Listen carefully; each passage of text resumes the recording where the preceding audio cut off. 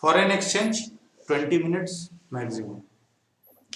Foreign exchange क्या होता है? सबसे पहले तो ये देखो बेटा, इस दुनिया में हर देश में अलग अलग तरह की करेंसी चलती है और हर देश ये कहता है कि भैया हमारी करेंसी है, और किसी का भी इक्वल वैल्यू नहीं होता।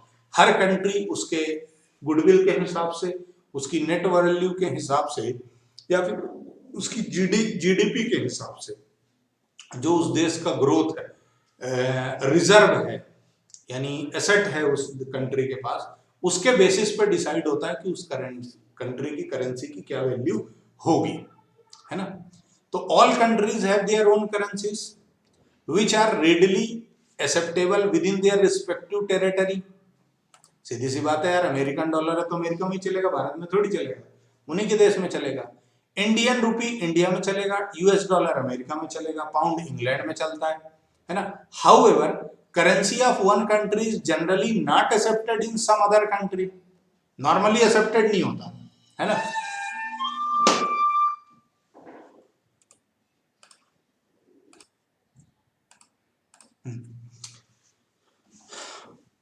हाउएवर एक कंट्री का नॉर्मली एक्सेप्टेड नहीं होता, है ना।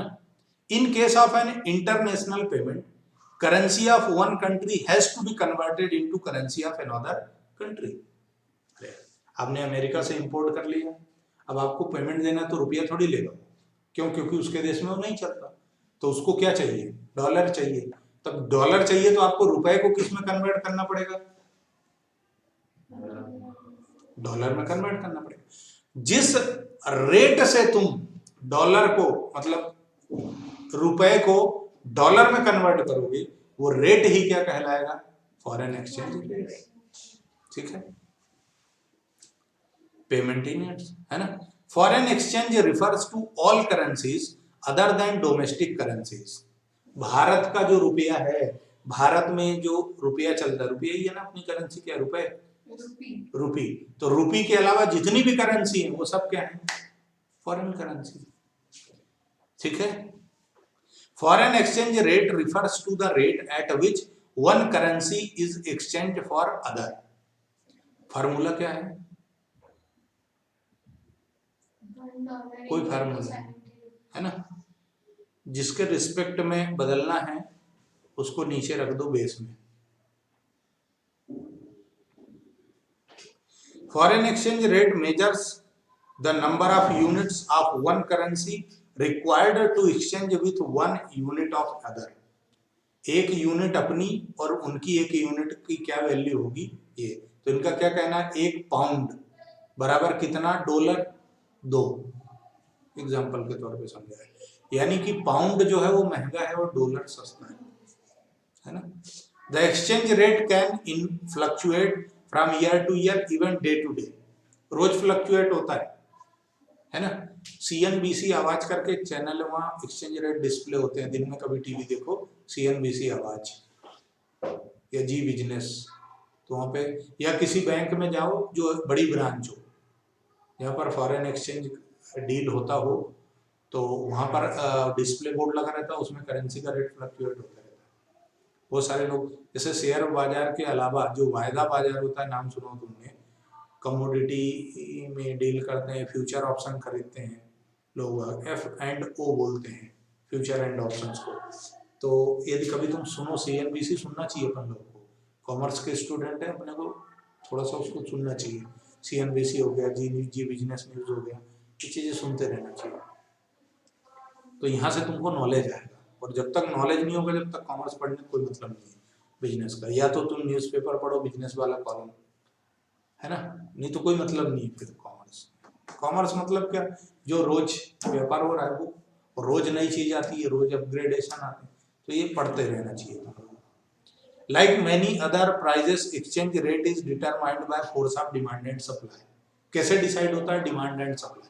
जिस कंट्री की करेंसी की डिमांड ज्यादा होगी उसकी वैल्यू भी ज्यादा होगी, जिसका कम डिमांड होगा उसकी वैल्यू कम होगा। तुम लोगों को मालूम नहीं हो कि कुछ टाइम तक पाकिस्तानी जो रुपया था ना, वो महंगा था और अपना रुपया सस्ता था। मतलब अपना 1 रुपया 80 पैसा और उनका 1 रुपया, ये वैल्यू थी पाकिस्तान। ये मतलब इंडिया की पॉलिटिक्स थी। अब भले अपन ऊपर हो गए हैं, लेकिन कुछ टाइम तक ऐसा भी था। Currency depreciation versus currency appreciation. Currency देखो, सोचने का हिसाब थोड़ा सा अलग रखना, तो डेप्रिसिएशन और अप्रिसिएशन समझ में आएगा। करेंसी का डेप्रिसिएशन वो डेप्रिसिएशन नहीं है जो तुम फिक्स्ड एसेट्स में लगाते हो, है ना। यहाँ पर परचेजिंग पावर से मतलब है। तो currency depreciation refers to decrease in the value of domestic currency in terms of foreign currency. मतलब फॉरेन करेंसी के टर्म में डोमेस्टिक करेंसी की वैल्यू यदि कम हो गई तो वो क्या है, डेप्रिसिएशन। एग्जांपल, कल क्या थी, 29 अगस्त 2021, $1 मिल रहा था मान लो 72 रुपए का, 72 रुपया दो तो $1 मिलता था। आज 30 अगस्त 2021 को 74 रुपए दे रहे हो तब $1 मिल रहा है। तो बताओ हमारी करेंसी अप्रिसिएट हुई कि डेप्रिसिएट? डेप्रिसिएट हुई। क्यों? क्योंकि जिस चीज के लिए हमें 72 देने पड़ रहे थे अब 4 देने पड़ रहे हैं, यानी हमारे जो 74 थे वो वैल्यू आज कितनी रह गई, 72 के बराबर ही रह गई, यानी हमारी करेंसी डेप्रिसिएट हुई। इसका मतलब क्या है, सामने वाली करेंसी एप्रिसिएट हो गई। क्लियर है अमन? चेहरे से कॉन्फिडेंस नहीं आया, पक्का? डन? आगे बढ़ जाओ। Effect of depreciation of domestic currency. क्या इंक्रीज इन एक्सपोर्ट? देखो बेटा, डोमेस्टिक करेंसी डेप्रिसिएट होने का क्या मतलब है, तुम्हारे पास फॉरेन एक्सचेंज रिजर्व कम है,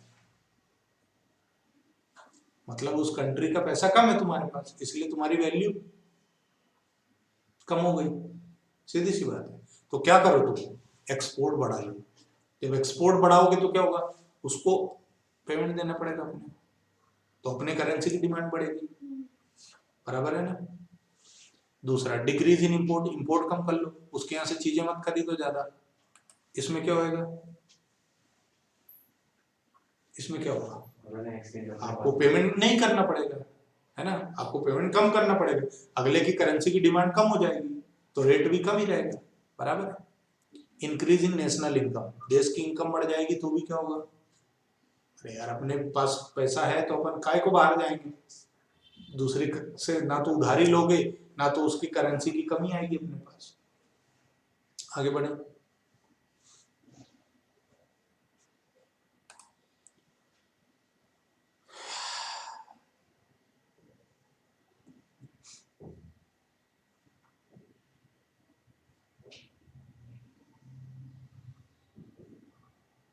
अच्छा ये पढ़ लो, ये टर्म है ना, खाना खाया थाना खाया क्या वाला। देखो, depreciation of home currency leads to rise in export and fall in import, which will lead to, अच्छा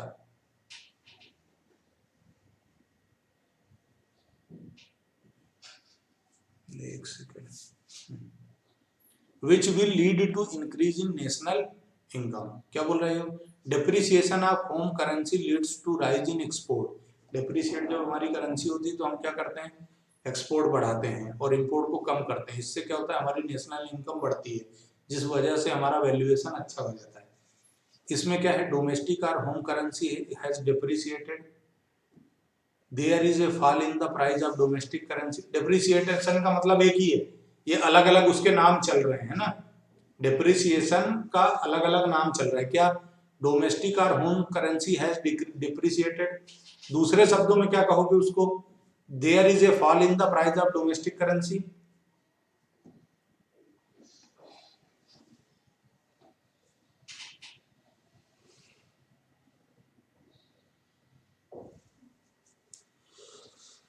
नेक्स्ट क्या कहोगे आप उसको, domestic currency has become less valuable, foreign currency has become more valuable, exchange rate of domestic currency falls, there is a increase in exchange rate of home currency, exchange of domestic currency has become weaker,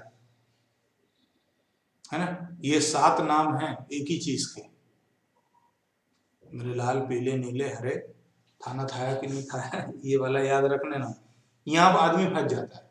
वहां क्या आता है, exchange rate of domestic currency है become weaker. आदमी का ध्यान ही नहीं जाता है डिप्रिसिएशन की बात कर रहा है होम करेंसी में, है ना। अच्छा ये साला चिपक गया, डन। चलो, currency appreciation. Currency appreciation refers to increase in the value of domestic currency in terms of foreign currency. अपनी बढ़ गई, कल जिस चीज के लिए तुम्हें 75 देने पड़ रहे थे आज 70 देने पड़ जाए तो हमारी वैल्यू बढ़ गई, अगले की कम हो गई, है ना। ऐसा ही सोचना है। इसमें क्या होगा, अपोजिट। इसमें क्या होगा, अपोजिट होगा। क्या होगा, हम इंपोर्ट बढ़ा लेंगे, एक्सपोर्ट कम कर लीजिए। सीधी सी बात है, अपोजिट एक्शन लेना है। नेशनल इनकम भी कम हो जाएगी। फिर types of foreign exchange rate, foreign, ये अभी इसको ध्यान में देने का है ना। कोई फॉरेन एक्सचेंज रेट पे प्रोजेक्ट बना रहे थे इकोनॉमिक्स का, नहीं बना रहे। Types of foreign exchange rate क्या है, तो फिक्स्ड एक्सचेंज रेट, फ्लेक्सिबल और मैनेज्ड फ्लोटिंग। इंपॉर्टेंट टॉपिक चल रहा है और मेरे को ऐसा लगता है ये आखिरी टॉपिक नहीं है इस चैप्टर का। फिक्स्ड एक्सचेंज रेट, दूसरे शब्दों में इसको पेज्ड एक्सचेंज रेट बोला जाता है। फ्लेक्सिबल एक्सचेंज रेट को फ्लोटिंग एक्सचेंज रेट और मैनेज्ड फ्लोटिंग। सबसे पहले फिक्स्ड। फिक्स्ड मतलब, fixed exchange rate system refers to a system in which exchange rate of for a currency is fixed by the government. Government ने fix कर दिया कि $1 बराबर 70 रुपए, यही चलेगा, तो ये क्या है, फिक्स्ड रेट है। The basic purpose of adopting this system is to ensure stability in foreign trade and capital movement. क्यों ऐसा किया, ताकि फिक्स हो जाए, स्टेबिलिटी रहे, लोगों को डर ना रहे कि यार हमने मान लो आज का डॉलर ये है, अब हमने एवरी ट्रांजेक्शन कर लिया, कल को बढ़ जाएगा तो क्या होगा, तो ये टेंशन नहीं रहे आदमी के पास।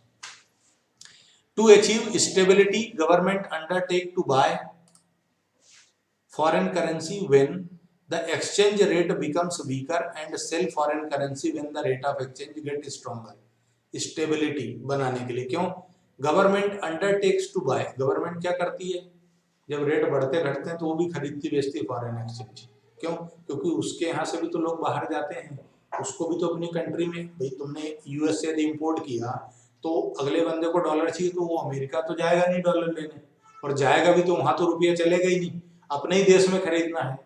तो गवर्नमेंट के पास उतना तो फॉरेन करेंसी होना चाहिए, तो फिर उसको खरीदना पड़ेगा गवर्नमेंट को, है ना। तो गवर्नमेंट स्टेबिलिटी बनाए रखने के लिए कि यार कौन माथाफोड़ी करेगा, अपन तो एक काम करो, फिक्स कर दो कि यही है दादा, बदलेगा नहीं। Under this system each country keeps value of its currency fixed in terms of some external standard. आपको अपनी करेंसी की वैल्यू स्टैंडर्ड मेंटेन करके चलना पड़ेगा।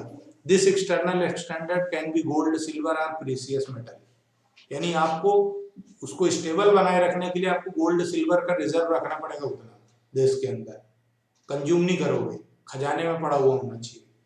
कौन देखेगा, IMF, इंटरनेशनल मॉनेटरी फंड, ऐसा कुछ करके एसोसिएशन है ना। When value of domestic currency is tied to the value of another currency, it is known as pledging. अरे पतंग लड़ाते हैं ना, काटा है बोलते तो बोलते पेजिंग हो गई, कट जाती है ना, जब वो दोनों मिल जाती हैं पतंगे आपस में तो पेजिंग बोलते हैं, वही है पेजिंग। जब दोनों करेंसी की वैल्यू सेम हो जाएगी तो क्या हो जाएगा, paging. When value of currency is fixed in terms of some other currency or its gold is known as parity value. Gold के टर्म पे कर दोगे तो क्या हो जाएगा, वो पैरिटी वैल्यू कहलाएगा। पैरिटी मतलब फुल बॉडीड मनी, यदि तुमने मनी में पढ़ा हो तो फुल बॉडीड मनी याद है क्या, फुल बॉडीड मनी मतलब 10 का सिक्का दिया तो 10 के गोल्ड या सिल्वर के बराबर होगा, फुल बॉडीड। भूल गए, नहीं नहीं नहीं, टाइप्स ऑफ मनी में था metallic money, plastic money, credit money, full bodied money, representative money. भूलना नहीं, क्या तुम्हें याद है, हाँ मुझे याद है, ऐसा वाला काम नहीं, ठीक है। चलो, devaluation and revaluation. Devaluation refers to reduction in the value of domestic currency by the government devaluation मतलब गवर्नमेंट ने अपनी करेंसी की वैल्यू को कम कर लिया। तुम लोगों को मालूम नहीं होगा बेटा, हमारा जो रुपया है ना वो डॉलर के बराबर ही होता था 70s तक, 77 तक। 77 में इंदिरा गांधी जी ने क्या करा था, इसको डिमोनेटाइज किया था, तो हमारे 1 रुपए की ऐसी तैसी हो गई थी। अदरवाइज तब तक दोनों सेम ही रेट चलते थे उस समय के जो भी हालात हों। क्यों किया, God knows. Revaluation refers to increase. देखो डिवैल्यूएशन मतलब हमने हमारे, तो उन्होंने क्या किया था, डिवैल्यूएशन किया था अपनी करेंसी को। हो सकता है हमारे लोन वगैरह इतने बढ़ गए जिसकी वजह से अपनी करेंसी को डिवैल्यू करना पड़ा। और रिवैल्यूएशन मतलब हमने अपनी करेंसी की वैल्यू बढ़ा दी है। फ्लेक्सिबल एक्सचेंज रेट क्या कहता है? Flexible exchange rate system refers to a system in which exchange rate is determined by forces. Market forces से यदि एक्सचेंज रेट डिसाइड होगा, यानी डिमांड एंड सप्लाई के बेसिस में। डिमांड ज्यादा है, सप्लाई कम है तो रेट ज्यादा, डिमांड कम सप्लाई ज्यादा तो रेट डिक्रीज हो जाएगा। क्लियर है? बहुत बढ़िया, अच्छा पढ़ा रहा ना। चलो खत्म हो गया चैप्टर। बैलेंस ऑफ पेमेंट भी ऐसी हो जाएगा, समझ में नहीं आएगा। मैनेज्ड फ्लोटिंग, मैनेज्ड फ्लोटिंग क्या कहता है ये समझना है हमको, है ना। क्या हो गया? नहीं मैं बोलते नहीं था, तुम लोग सुनो। Never run time. तो मैनेज्ड फ्लोटिंग क्या है, हम ये समझने का प्रयास करते हैं। Traditionally, international monetary economies focused their attention on the framework of either fixed or a flexible exchange rate. With the end of Bretton Woods system, many countries had adopted the method of managed floating. It refers to a system in which foreign exchange rate is determined by the market forces and central bank influence the exchange rate through intervention in the foreign exchange market. मतलब market forces के साथ में RBI का intervention, यानी RBI भी बीच बीच में उंगली करता है कि मार्केट के हिसाब से अपने को रेट क्या रखना है, मैनेज करता है वो फ्लोटिंग को। फ्लोटिंग यानी क्या बोलते हैं उसको, डेविएशन, जो मतलब चेंजिंग वाला, जो चेंज होता रहता है। तो आरबीआई क्या करता है, मैनेज करता है उस फ्लोटिंग को, ताकि क्या हो, हमारी करेंसी ज्यादा डिवैल्यू या ओवर वैल्यू ना हो, औकात जो है वो बन ही रहे, है ना, गोल्ड सिल्वर को ध्यान में रखते हुए। मतलब दोनों का निचोड़ है ये। जैसे तुमने इकोनॉमिक्स के टाइप पढ़े हो तो mixed economy, centrally planned economy, है ना, इंडिया में मिक्स्ड चलती है ना, वो वाली। मैनेज्ड फ्लोटिंग क्या है ये? अच्छा रह गया था। इट इज अ हाइब्रिड और मिक्सर। देखो दोनों का मिक्सर है। Flexible exchange rate is primarily determined by forces like fixed exchange rate is managed by way of intervention of RBI. In this system मतलब दोनों रेट चलाती है गवर्नमेंट। बैंक इंटरवेंशन तो ठीक है, सबसे आखिरी वाला। It is also known as dirty floating. इसको दूसरे शब्दों में क्या बोला जाता है? Dirty floating. Dirty float is a system in which value of country's currency is allowed to change in relation to other। यानी दूसरे कंट्री के रिलेशन में अपनी कंट्री को की करेंसी की वैल्यू को एडजस्ट करना ही क्या है? डर्टी फ्लोटिंग या कंट्रोल या मैनिपुलेशन सेंट्रल बैंक का, आरबीआई का।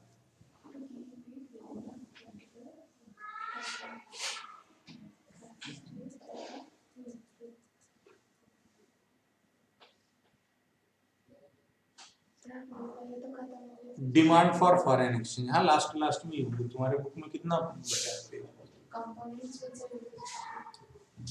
कितना बचा है संदीप का? बहुत है क्या? हाँ बस ठीक है ना, हो ही गया। Demand and foreign exchange. The demand और outflow of foreign exchange comes from those people who needed to make payment in foreign currency. Demand कब आएगी? जो बंदा को फॉरेन करेंसी चाहिए, है ना, उसी से आएगी। जैसे जब import of goods and services करोगे तो क्या होगा? इंपोर्ट मतलब फॉरेन करेंसी की जरूरत होगी ना, तो उसको फॉरेन करेंसी, टूरिस्ट बाहर घूमने जाना है तो क्या होगा, फॉरेन करेंसी की नीड होगी। फिर यूनिलेटरल ट्रांसफर है, अब्रॉड यदि तुम्हें पैसा भेजना है, यूनिलेटरल यानी एक तरफा, वन साइडेड ट्रांसफर है, तो भी फॉरेन करेंसी चाहिए।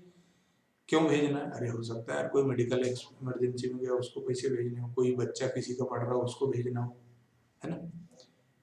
Purchase of assets in foreign country, विदेश में तुमने एसेट खरीद ली, जापान से मशीन मंगाई, बोली इंपोर्टेड है, तो पेमेंट तो फिर जापान करेंसी में ही करना पड़ेगा। स्पेकुलेशन, कई लोग स्पेकुलेशन के लिए यूज करते हैं, सट्टा जिसको बोलते हैं, बोली लगाते हैं। रिपेमेंट ऑफ इंटरनेशनल लोन, यदि इंटरनेशनल लोन का रिपेमेंट करना है तो भी, है ना, तो डिमांड क्या होगी, बढ़ जाएगी। अब अच्छा, इसको कंट्रोल करने के लिए क्या करोगे, ये जो यहाँ पर है इसको रिवर्स कर दो। कंट्रोल मेजर यदि तुमसे पूछ ले तो जो वहां है उसको क्या कर दो, रिवर्स कर दो। देखो सप्लाई ऑफ क्या होगा, इंपोर्ट की जगह एक्सपोर्ट बढ़ा लो, उसके बाद फॉरेन इन्वेस्टमेंट ले आओ, यानी फॉरेनर्स को अलाउ करो आप अपने यहाँ बिजनेस करने के लिए, तो जब वो आएगा तो करेंसी भी लाएगा। ऐसे तो मुंह उठा के तो चला नहीं आएगा ऊँट के माफिक, है ना, क्यों यूं देखते हुए जा रहा है बस। रेमिटेंसेस, यूनिलेटरल ट्रांसफर, अपने यहाँ से भी तो वहां काम करेगा बच्चा पढ़ने के बाद, वो भी तो भेजेगा पैसे, है ना, नहीं सर हम तो वहीं से टल गए। स्पेकुलेशन इधर से भी होता है। फिर loan from rest of the world, grant and donation from abroad, बाढ़ आड़ आती है तो उस टाइम पे ग्रांट और डोनेशन मिलता है ना, मतलब नेचुरल कैलामिटी के टाइम पे जो अमीर देश होते हैं वो गरीब देशों को बोलते हैं यार ले जा यार बेटा तू भी जीती रह, ऐसा होता है। ठीक है, बस लास्ट पॉइंट में क्या है, हाँ, determination of foreign exchange rate. तो बेटा determination of foreign exchange rate वो पॉइंट होगा जो तुमने डिमांड इक्विलिब्रियम पढ़ा होगा, डिमांड इक्विलिब्रियम कहाँ, माइक्रो में लास्ट ईयर। नहीं पढ़ा है तो भी कोई दिक्कत नहीं है, जब आपका डिमांड और सप्लाई दोनों जिस पॉइंट पे इक्वल होंगे वो क्या कहलाता है, इक्विलिब्रियम। जहां पर डिमांड और सप्लाई कर्व आपस में टकरा जाएंगे वही क्या कहलाता है, बराबर। देखो बच्चा, नशे पत्ते जैसा काम नहीं होना चाहिए, है ना। देखो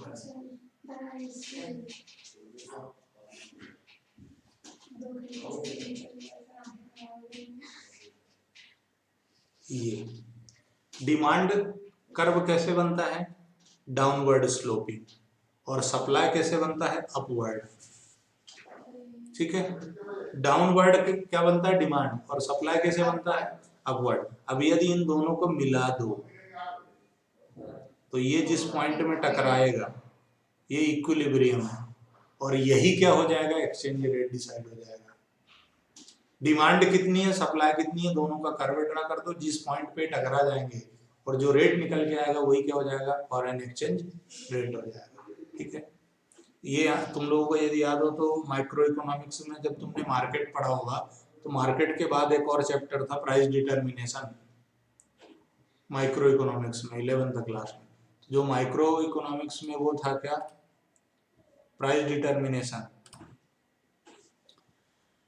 तो फॉरेन एक्सचेंज मार्केट क्या कहता है, अब हमको ये समझना है। Foreign exchange market is the market in which foreign currency are bought and sold, जहाँ पे खरीदोगे बेचोगे वही तो बाजार कहलाता है। अब फॉरेन करेंसी खरीदोगे बेचोगे तो फॉरेन एक्सचेंज मार्केट कहलाएगा, सिंपल। फंक्शंस क्या है इसके, ट्रांसफर फंक्शन, यानी एक करेंसी एक कंट्री से दूसरी कंट्री में मनी ट्रांसफर करने के काम आता है। उसके बाद क्रेडिट फंक्शन क्या है, उधारी देने, bills of exchange, bills payable, bills receivable का काम। उसके बाद क्या करता है, हेजिंग फंक्शन, हेज यानी हेजिंग फंक्शन भी करता है। कैसे, हेज का मतलब क्या होता है, do you know what is hedging? Hedging का मतलब ये है कि फ्यूचर लॉसेस से अपने को सिक्योर करना। जो रेट फ्लक्चुएट, समझो क्या होता है कि जब आज आपने खरीदा और रेट फॉरेन एक्सचेंज रेट रोज फ्लक्चुएट होता है, जब रोज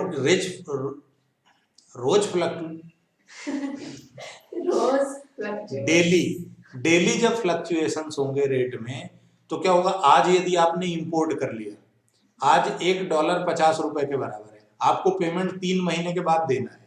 3 महीने के बाद मान लो 60 होने की संभावना है। तुम बैंक जाओगे और बैंक में पूछोगे कि भाई ये बता यार, देखो इसमें क्या होता है, 2 रेट होते हैं, एक होता है स्पॉट रेट और एक होता है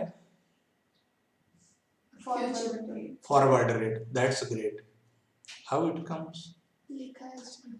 तो एक होता है फॉरवर्ड रेट और एक होता है स्पॉट। स्पॉट मतलब ऑन द स्पॉट, आज के दिन का। फॉरवर्ड मतलब जो सम फ्यूचर डेट पर रेट होगा।